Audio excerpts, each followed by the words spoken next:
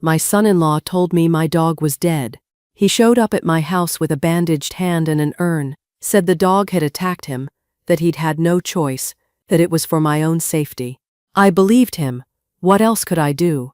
3 days later, I woke up at 2 in the morning and saw something moving in my backyard. Something big. It was the dog, alive, digging frantically in the memorial garden my son-in-law had built for my late husband. The same spot he'd been obsessed with for weeks. The same spot my son-in-law had nearly lost his mind trying to stop him from digging. I went outside. The dog looked at me once, then kept digging, like his life depended on it. So I got on my knees and helped him. When we hit metal, when I opened that box, I understood why my son-in-law had lied, why my husband had given me this specific dog before he died, why my daughter had been pulling away from me, and why I had one night to decide what to do about it. My name is Diane, and this is my story. Before we continue, please leave a comment telling us where you're watching from, and subscribe to Never Too Old channel. We're creating a community of people who know that our best chapters can happen at any age. Now, back to the story. The day I buried my husband, I had no idea my life was about to become something I wouldn't recognize. His name was James. We'd been married for 40 years. We met in law school, got married the summer after we passed the bar, built a practice together in Richmond. Two lawyers who thought they could change the world, or at least their corner of it. Cancer took him. Pancreatic. The kind that moves fast once it starts. He had a year from diagnosis to the end, toward the finish. We brought in hospice care. I wanted him home. He wanted to be home. So that's where he died. In our bedroom on Maple Avenue, with me holding his hand. The funeral was on a Tuesday.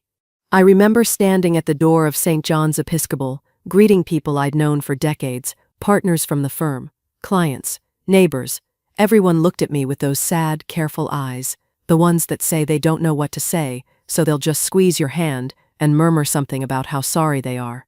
Lauren showed up late. My daughter. She's 38 now, though I still see her as the little girl who used to sit in my office coloring while I prepped cases. She slipped into a back pew just as the service started. I saw her from the front row. Thin, too thin, wearing a black dress with long sleeves despite the June heat.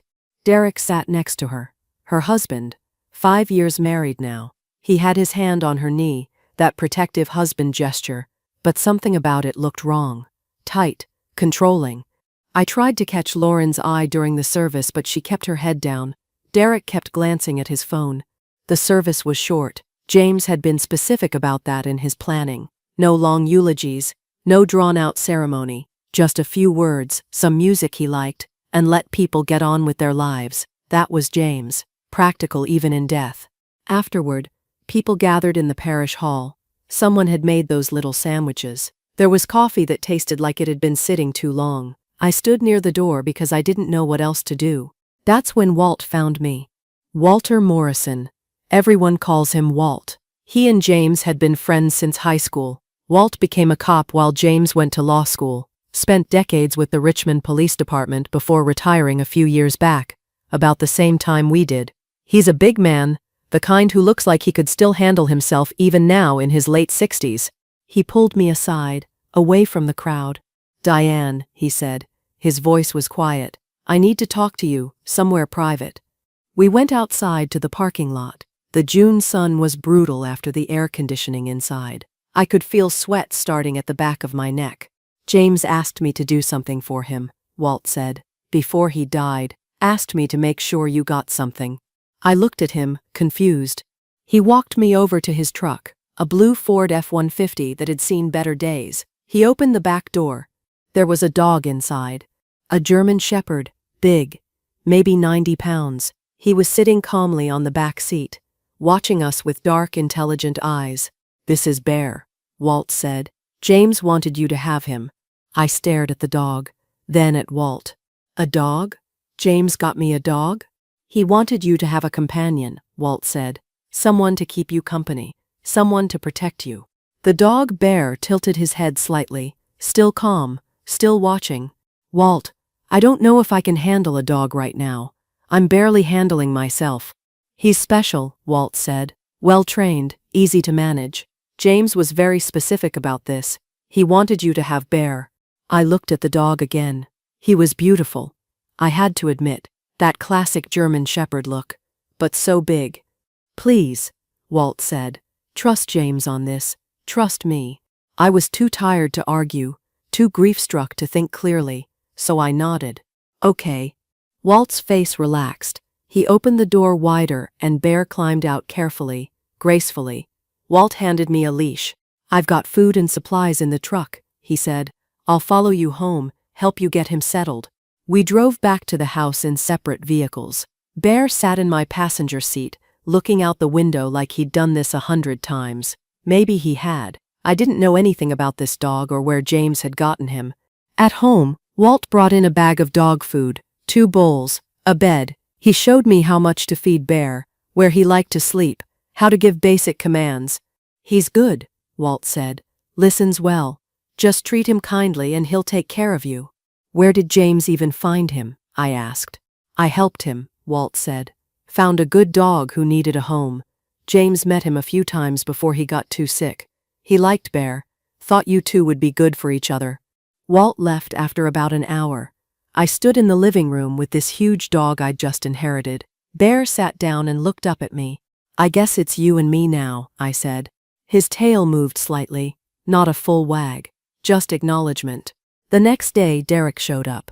I was in the kitchen trying to figure out what to eat. I hadn't had an appetite in weeks. The doorbell rang and there he was, standing on my porch with a bag of groceries. Hey Mom, he said. He's called me that since he married Lauren. I never liked it but I never said anything.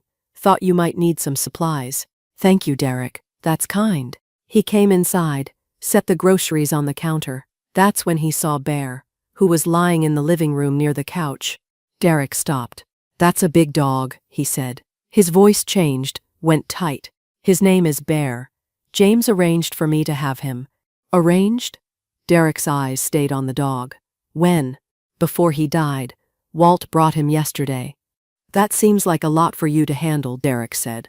A dog that size, at your age, you sure you can manage him? My back went straight. I'm 67, Derek, not 90. I can handle a dog.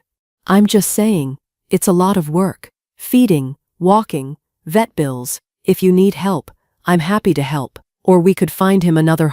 Bear had gotten up and walked over. He stood next to me, looking at Derek. James wanted me to have him, I said, so I'm keeping him. Derek nodded slowly. Okay, sure. Seems to be. Good. Bear stood next to me at the window, watching too. You don't like him much, do you? I said. Bear's ears went back slightly. That evening, my phone rang. Lauren. Hi, Mom. Hi, honey. How are you? I'm okay. Just wanted to check on you. Her voice sounded hollow, like she was reading from a script. I'm managing, I said. Derek brought groceries today. That was nice of him. He told me. A pause. He said you got a dog. Yes, Bear. James arranged it before he died. Walt brought him to me. A German Shepherd? Yes. Another pause. Longer this time. Is he safe? Those dogs can be unpredictable. He seems very calm. Well trained. I just worry about you, Lauren said. Living alone with a big dog. What if something happens? Lauren, I'm fine. Bear is fine. Everything's fine. Okay. She didn't sound convinced. I should go. Derek's home. Do you want to come over this weekend? We could have lunch. Maybe. I'll have to see what Derek has planned. I'll call you. She hung up before I could say anything else. I sat there holding the phone, feeling that familiar knot in my stomach, the one I'd been feeling about Lauren for the past few years.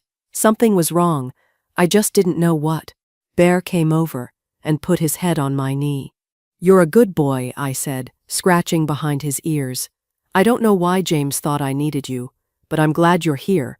Later that night, I sat in James's study. His desk was still covered with papers, files he'd been working on before he got too sick. I hadn't had the heart to clean it out yet.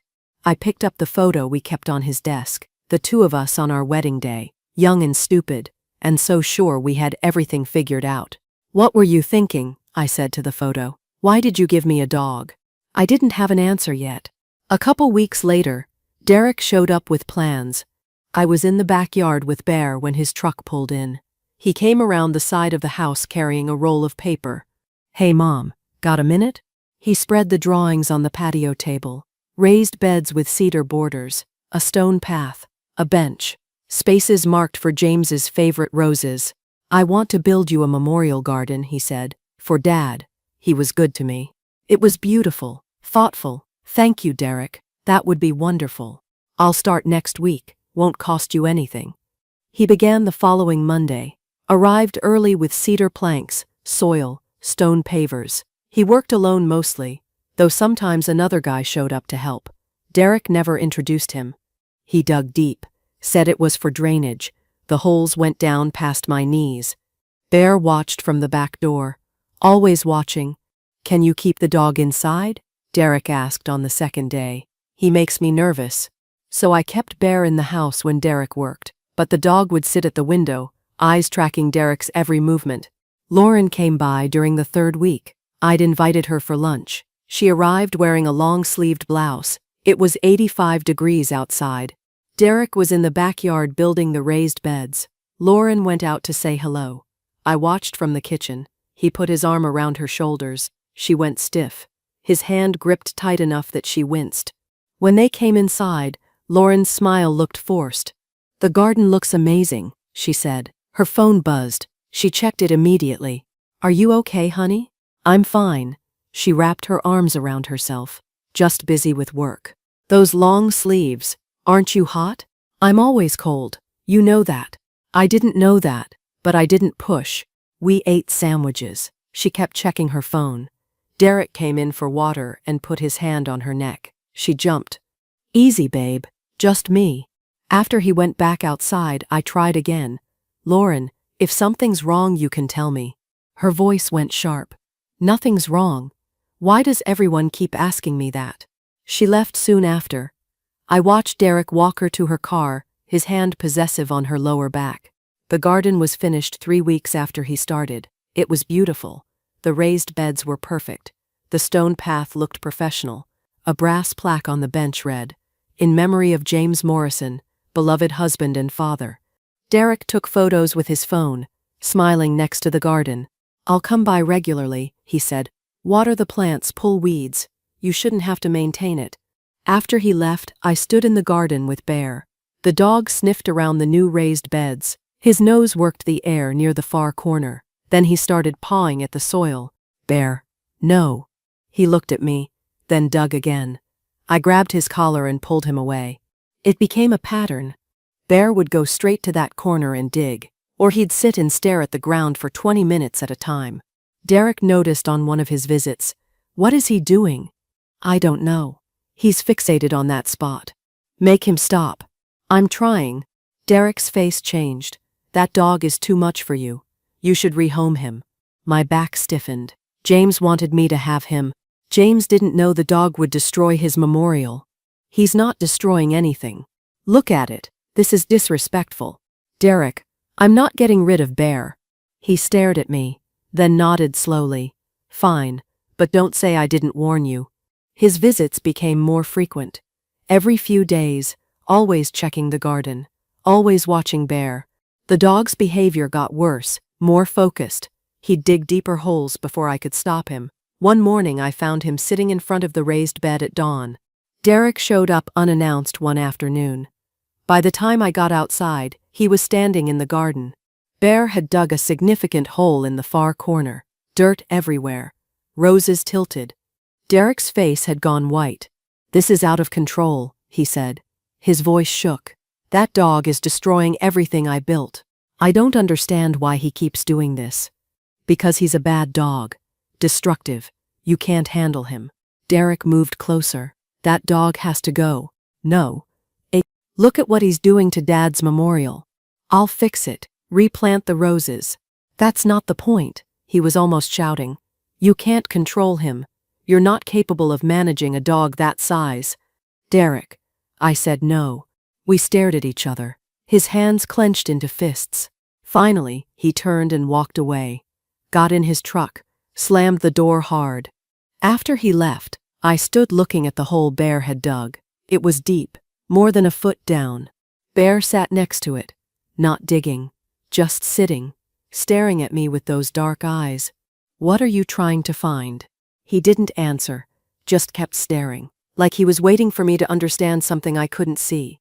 A week later, I spent the day at my friend Carol's house in Henrico. Thursday was our standing lunch date, had been for years. We'd talk, have coffee, I'd get home late afternoon. Derek knew my routine. When I pulled into my driveway around 5, his truck was already there. That was strange. He never came on Thursdays. He was sitting on my front porch. When he saw me, he stood up. His face was wrong, pale. He wouldn't meet my eyes. I got out of my car. Derek? What are you doing here? I need to tell you something, he said. About Bear. I looked past him to the front window. Bear always waited there when I came home. The window was empty. Where's Bear? I asked. Derek held up his left hand. It was wrapped in white gauze from palm to wrist, with blood seeping through in spots. He attacked me, Derek said. This morning, while you were at Carol's. I came by to water the garden and he just went for me. No warning. My purse slipped from my shoulder. Bear wouldn't attack anyone. Look at my hand. He bit me. Hard. I had to go to urgent care for stitches. Where is he? Where's Bear? Derek finally met my eyes.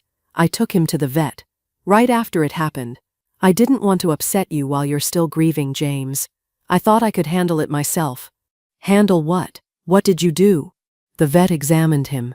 Said a dog that aggressive, that unpredictable, can't be trusted. He could have killed me. He could attack you next. What did you do? Derek's jaw tightened. I had him put down. I had to make a decision for your safety. He was cremated this afternoon. The world tilted. I grabbed the porch railing. You killed my dog. I protected you from a dangerous animal. The words came out too loud. You had no right. That was James's dog. His last gift to me. You had no right to make that decision. Derek's face hardened. He attacked me. Look at my hand. What was I supposed to do? Wait for him to go after you? You should have called me. Let me talk to the vet myself. This was my choice to make, not yours. You're being emotional. You're not thinking clearly. I did what needed to be done. He walked to his truck and pulled a small urn from the passenger seat. Plain metal, maybe 8 inches tall. He came back and held it out. These are his ashes. I'm sorry it had to happen this way, but it was the right thing to do. I stared at the urn, didn't take it. Derek set it on the porch railing. We stood there in silence. He waited, like he expected me to thank him. When I didn't say anything, he backed toward his truck. I know you're upset, but in time you'll see I was protecting you. He drove away without looking back. I stood there for a long time. The urn sat on the railing. The afternoon heat pressed down. Sweat ran down my back, but I couldn't move. Finally, I picked up the urn. Inside, I put it on the kitchen counter. Stood looking at it. Bear's water bowl was still on the floor by the sink. His bed was still in the corner of the living room. His leash hung on the hook by the back door. My phone rang. Lauren. Mom, Derek told me what happened.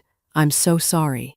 Her voice sounded wrong, flat, like she was reading words someone else had written. Derek killed my dog.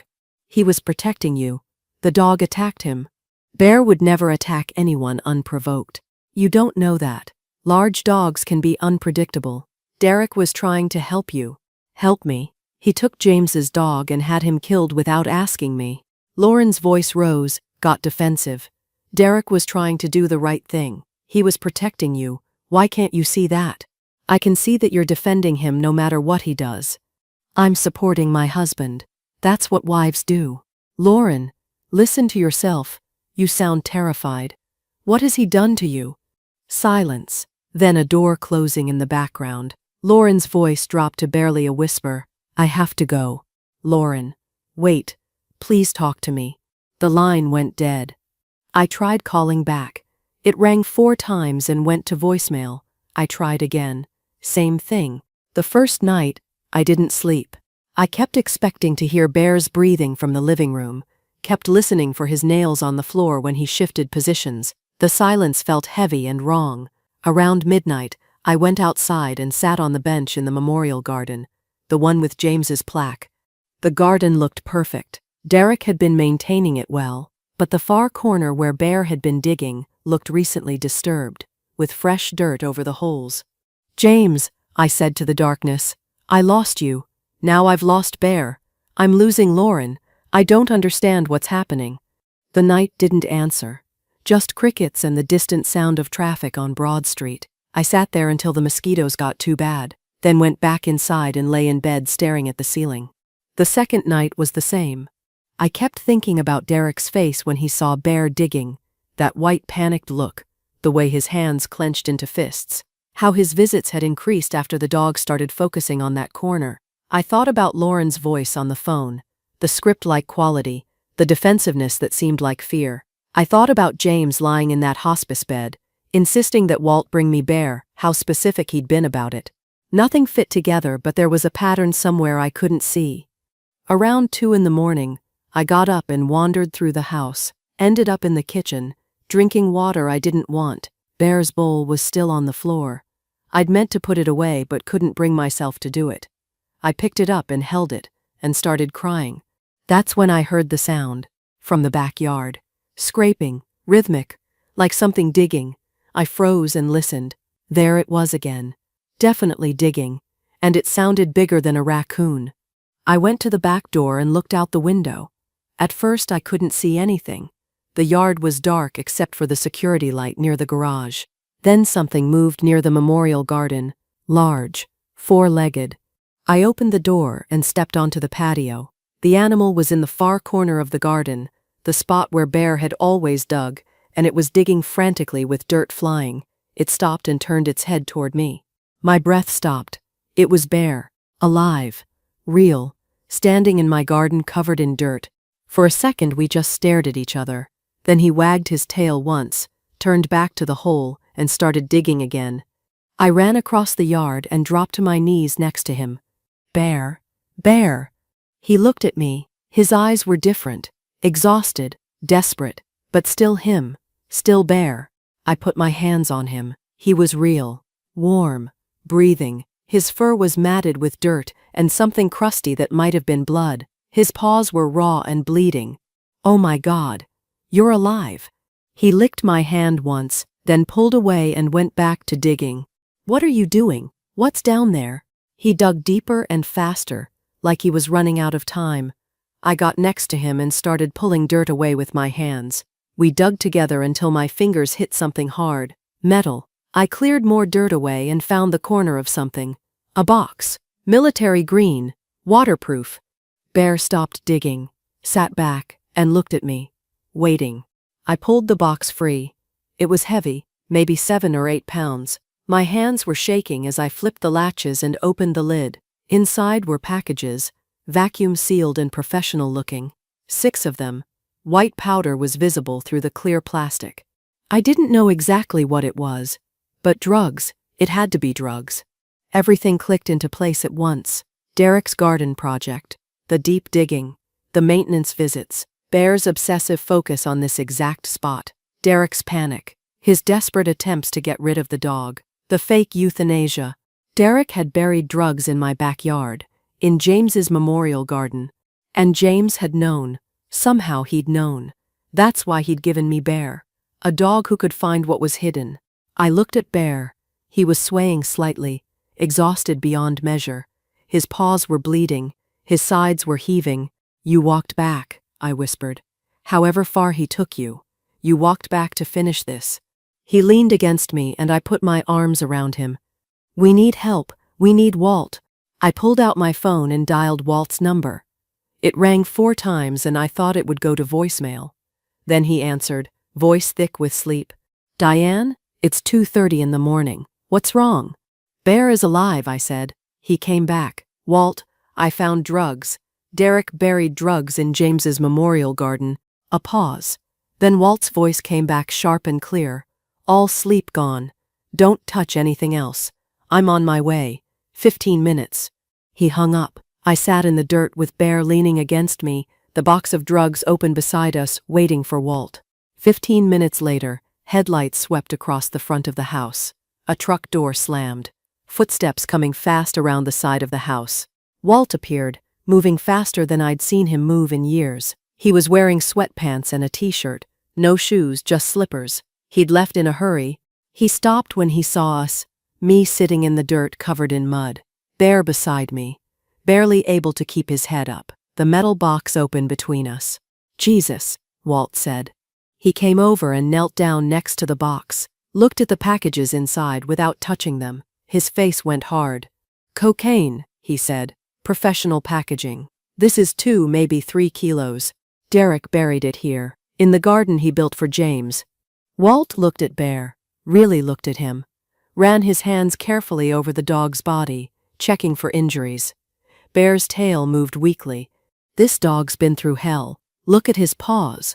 "Derek told me he had him euthanized, said Bear attacked him and he had to make a decision for my safety. I thought I had lost Bear forever." Walt kept examining Bear, found scratches on his face and side. "These are defensive wounds. He fought someone off." "Derek showed me a bite wound on his hand, said Bear attacked him in the garden.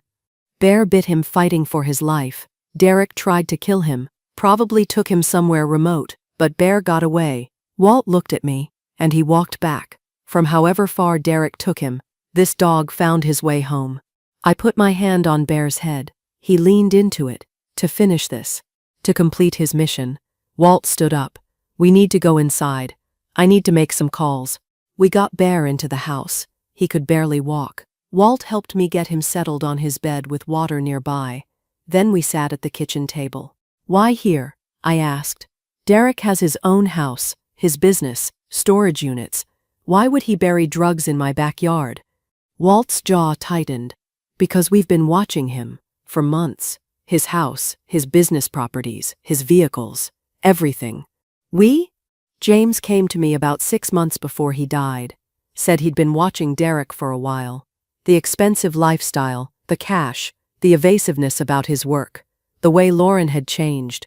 He suspected Derek was involved in something criminal, but he couldn't prove it. He never told me. He didn't want to worry you while he was sick. Didn't want you confronting Derek without proof. So he came to me, asked me to use my contacts at the police department. I passed along what James had observed. They started looking into Derek. The pieces were falling into place. And Derek figured it out. Criminals always do eventually. They notice the same cars, feel the pressure. Derek got paranoid, stopped using his usual locations. He needed somewhere clean to stash product temporarily. Somewhere police had absolutely no reason to investigate. My house. You were perfect from his perspective. Respectable property. Recently widowed homeowner with no criminal record. And he's your son-in-law. He has legitimate access. He can come and go and the neighbors don't think twice. No red flags for us to investigate. I looked at the memorial garden through the kitchen window. He used James, used my grief. The garden was calculated. A beautiful gesture from a caring son-in-law honoring his father-in-law's memory. Who would question him digging in your yard? He could bury whatever he wanted, and it looked like love. How long was he planning to keep it here? Probably not long, just until he thought the surveillance had died down. Then he'd come back, tell you he was maintaining the garden, dig it up. You'd never know it was there. But Bear found it. Walt nodded. Bear is a retired K-9, trained in narcotics detection. Even retired, that training never leaves them. The minute Bear arrived, he could smell what was buried in that garden. That's why he kept digging. He was doing exactly what he was trained to do. James knew. That's why he got me a police dog specifically. James was a smart man. He knew if Derek was what he suspected, eventually Derek would make a move. He made sure you'd have protection and a way to find evidence. Walt pulled his phone out, started making calls. It was 3 a.m, but people answered. Cops don't sleep normal hours.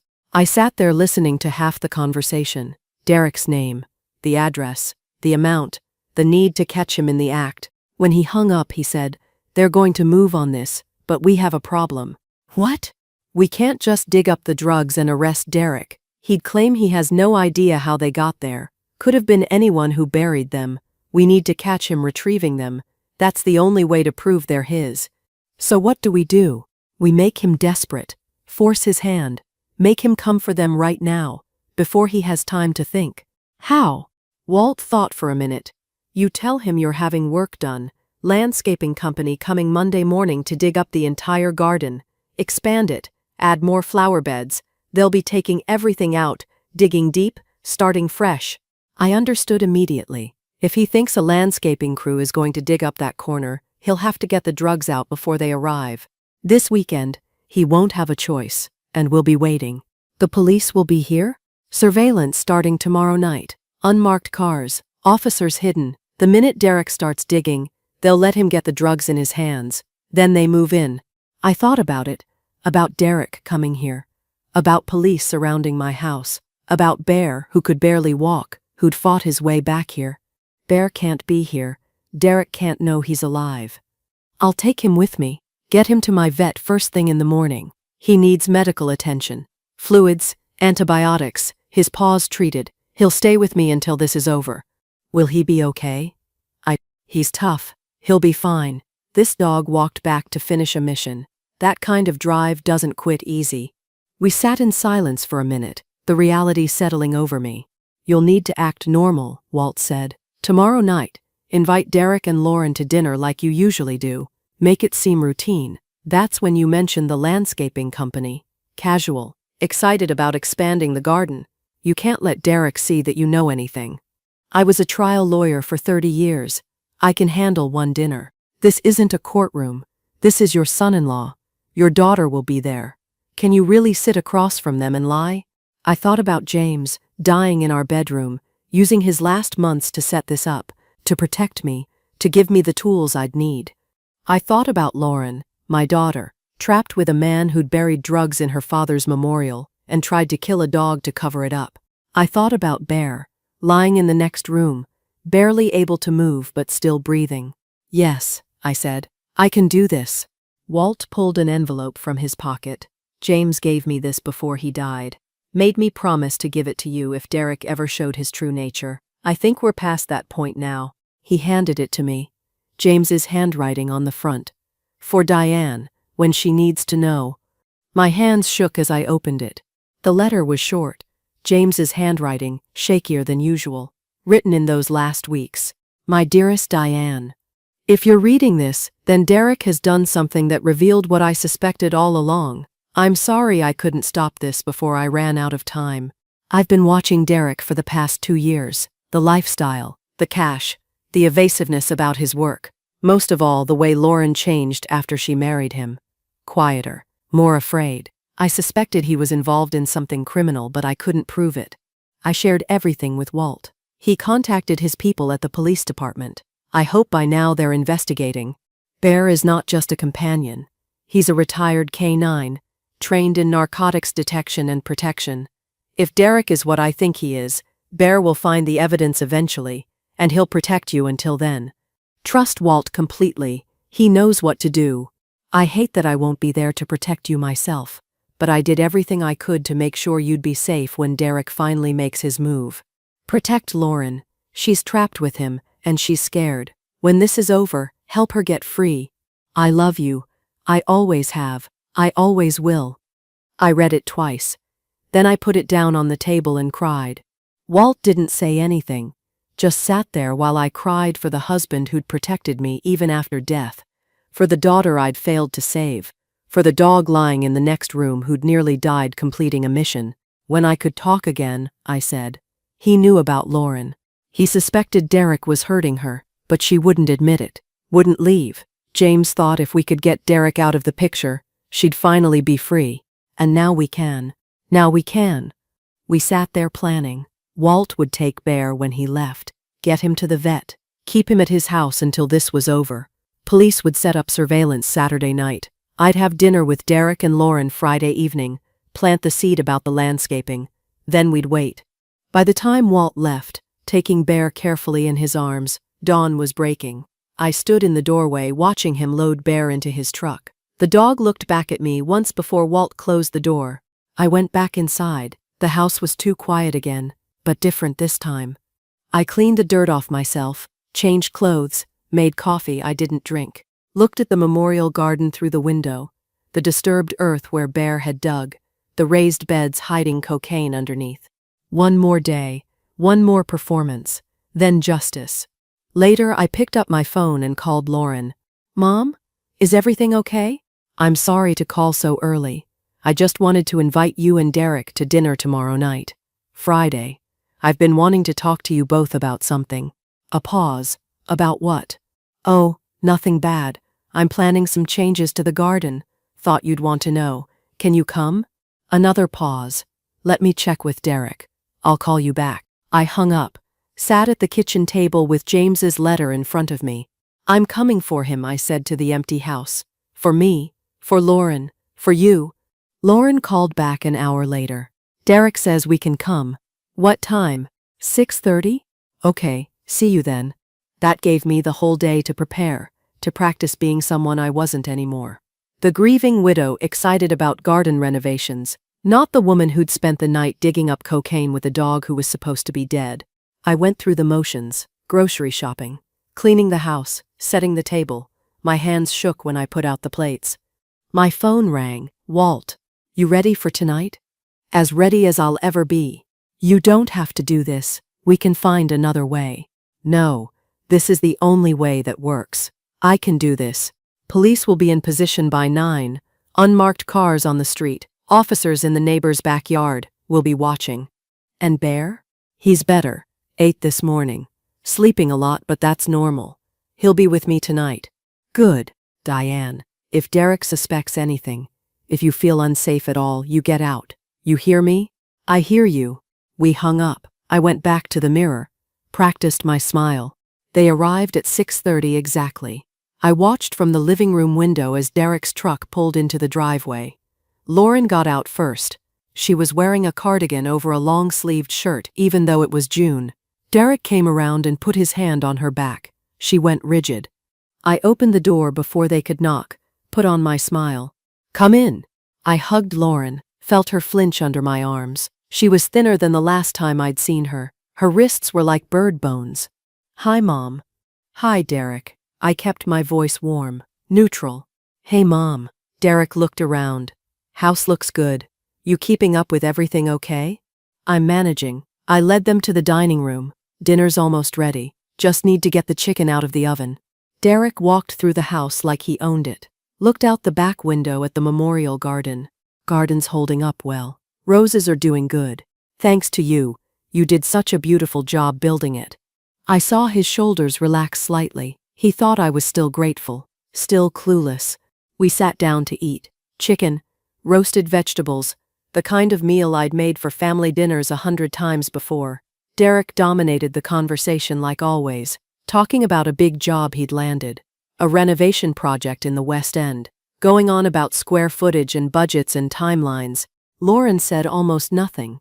Just pushed food around her plate. She'd check her phone every few minutes, typing something quickly, then setting it down. I watched Derek's hand reach over and squeeze her wrist. Not affectionate, controlling. She winced but didn't pull away. How had I missed this for so long? We were halfway through dinner when I brought it up, kept my voice casual, excited. I've been thinking about something, about the garden. Derek's fork stopped halfway to his mouth. What about it? I want to expand it, make it bigger, add more roses, maybe a water feature, really make it spectacular. The garden's fine the way it is. I know, but I want more. James deserves something really special. Derek set his fork down. That would be expensive. I don't care about the cost. I've already hired a landscaping company. They're coming Monday morning. The color drained from Derek's face. Monday? Yes, I'm so excited. They'll tear out everything, dig deep for new drainage, completely renovate the whole area. It'll take a few days, but it'll be worth it. Derek's knuckles went white on his knife. That seems really fast. Maybe you should think about it more. I've been thinking about it for weeks. I called them yesterday, and they had an opening. They start Monday at 8. You should cancel. Why would I cancel? Because it's hasty. You're making a big decision without thinking it through. What if you regret it? Lauren was watching Derek. Her face had gone pale too. I won't regret it, I said. I've already paid the deposit. It's all set. Derek pushed back from the table. I need to use the bathroom. He left the dining room. I heard him go down the hall. The bathroom door closed. Lauren leaned across the table, Her voice came out in a whisper. Why did you do that? Do what? Tell him about Monday, about digging up the garden. I don't understand. Why would that upset him? Lauren's hands were shaking. I don't know. But it did. You saw his face. Lauren, what's going on? What are you afraid of? She pulled back as Derek came back into the room. We should go, he said. I've got an early meeting tomorrow. But you haven't finished dinner. I'm not hungry anymore. Come on, Lauren. Lauren stood up immediately, started gathering her things. Stay, I said. Finish eating. Visit with me. Derek's hand clamped on Lauren's shoulder. She's coming with me. Derek, let her stay if she wants to. His eyes went hard. She's my wife. She comes home with me. Lauren was already moving toward the door. It's fine, Mom. I'm tired anyway. I followed them to the door. Derek was already outside. Lauren turned back for just a second. Mom, She stopped. Looked at Derek waiting by the truck. I have to go. She left before I could say anything else. I watched them drive away. Derek's truck disappearing down the avenue. Stood there until I couldn't see the taillights anymore.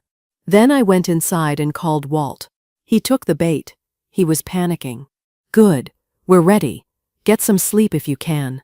Sleep, right. The rest of Friday night dragged. I tried to watch TV but couldn't focus. Tried to read but the words didn't make sense. Finally just sat in the dark living room watching headlights pass by on the street, wondering which ones were police. Saturday was worse. The waiting was killing me. I cleaned things that didn't need cleaning. Organized drawers that were already organized. Made food I didn't eat. Derek's truck drove past my house twice. Once around noon, once around 4. Slow, like he was checking to see if I was home. Walt called in the evening. He's watching your house. Good sign. Means he's planning something. When? Tonight. Or tomorrow night. Probably tonight. He's running out of time. The sun set. I turned off most of the lights in the house. Made it look like I'd gone to bed early. Then I sat in my bedroom in the dark, watching the backyard. 10 o'clock, 11, midnight. Nothing. 1 in the morning. 2. My eyes were getting heavy. I'd been awake for over 40 hours. I kept blinking, trying to stay alert. 2:47. Movement at the end of the street. A vehicle coasting with no lights. It parked 3 houses down. My phone buzzed. Text from Walt. He's here. Stay inside. I watched Derek get out of his truck. He was dressed all in black. He pulled something from the truck bed. A shovel. A flashlight. A large duffel bag. He moved through shadows toward my house. Stayed off the sidewalk. Came through the neighbor's yard and into mine. He went straight to the memorial garden. Didn't hesitate. Knew exactly where he was going. He turned on the flashlight and started digging. Fast, frantic, throwing dirt everywhere. He dug for maybe 10 minutes before he hit the metal box. He pulled it out and opened it. Even from my window I could see his shoulders relax when he saw the packages inside. He loaded them into the duffel bag. One by one, all 6 packages, zipped the bag, hefted it over his shoulder. That's when the lights came on. Floodlights from every direction. The backyard lit up like daytime. Police, drop the bag. Put your hands in the air. Officers came from everywhere. The side yard, the back fence, through the gate, 6 of them at least, all with weapons drawn. Derek froze. The duffel bag slipped from his shoulder to the ground. His hands came up slowly. He looked around, calculating, looking for an exit. Then he ran. Straight for the back fence. He was fast. The officers chased, but he had a head start. He reached the fence and jumped, got his hands on top, started pulling himself up. The officers were closing in, but he was almost over. That's when Walt appeared from the side yard. He had something with him, a German shepherd. Bear. Walt shouted something in German and released Bear's leash. Bear took off like a shot, crossed the yard in seconds. Derek had one leg over the fence when Bear reached him. Bear leaped and caught Derek's other leg in his jaws. Derek screamed, lost his grip, fell backward off the fence hard. Bear was on him immediately, trained apprehension hold, locked on Derek's arm, keeping him pinned to the ground. Derek was screaming, "Get him off! Get him off me!" Bear didn't move, didn't release, just held Derek there while officers surrounded them. Walt gave another German command. Bear released but stayed close, growling, ready. Officers grabbed Derek, flipped him over, cuffed his hands behind his back. Derek was still screaming, "That's impossible, you should be gone." He was staring at Bear with pure terror. "Stop resisting." An officer pushed Derek's face into the dirt. Derek kept fighting. "I'll kill you, all of you. That bitch set me up. I'll make Lauren pay for this." "Keep talking," another officer said. "Everything's being recorded." They hauled Derek to his feet. He saw me standing on the back porch. "You set me up, you crazy bitch." I didn't say anything, just watched as they dragged him through the side yard to a police car. He was still screaming when they put him in the back seat. The door slammed. The screaming got muffled but didn't stop. A detective came up onto the porch. Detective Johnson. I'd seen him talking to Walt earlier. "Ma'am, we have everything we need." Derek was caught on camera digging up the cocaine, loading it into his bag, and attempting to flee. This is as solid as cases get. Will it be enough to convict him? Federal drug trafficking charges, assaulting a police officer, possession with intent to distribute. He's looking at 25 years minimum. With his prior record and the amount we found, he'll spend the rest of his life in prison. Walt came up the steps with Bear. The dog was limping, but his tail was wagging. I knelt down. Bear came to me. I put my arms around him. "You did it. You completed your mission." Walt's voice was rough. "I've never seen anything like it." This dog walked back from wherever Derek took him just to finish the job. I was crying. "James sent him. James knew this would happen. Your husband gave you the best protection he could." And Bear delivered. We stood there for a while, watching the police process the scene, taking photos, bagging evidence. Derek's truck was towed away. Officers were everywhere. Detective Johnson came back. "We'll need you to come down to the station tomorrow to give a formal statement. And we'll need to talk to your daughter. She may have information about Derek's activities. She's a victim. He's been hurting her. She needs help, not interrogation. We have specialists who handle domestic violence cases. We'll be gentle, but we do need to talk to her." "When?" "Monday probably. Give her the weekend to process this." The sun was coming up. The memorial garden was torn apart. Police tape everywhere. The place where Derek had buried his drugs was a crater.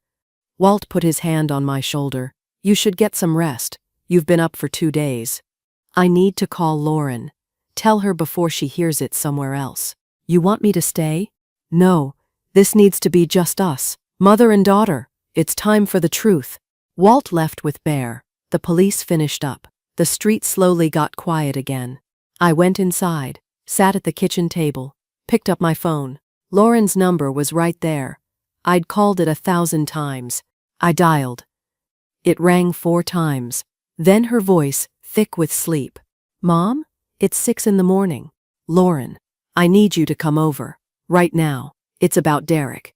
A pause. "What about Derek?" "He's been arrested for drug trafficking. There's a lot you need to know." Silence. Long enough that I thought she'd hung up. Then her voice came back. Small, broken. "I'm coming." She arrived an hour later. The sun was just coming up. Her face was pale, eyes red. She was shaking. I pulled her into my arms. She collapsed against me and sobbed. Walt was still there. He quietly excused himself and left. We sat at the kitchen table. I made coffee neither of us would drink. "Derek was arrested last night," I said, "in the backyard, digging up cocaine he'd buried in the memorial garden." Lauren nodded, not surprised, just tired. "You knew something?" "Not about the drugs specifically, but I knew he was involved in something dangerous.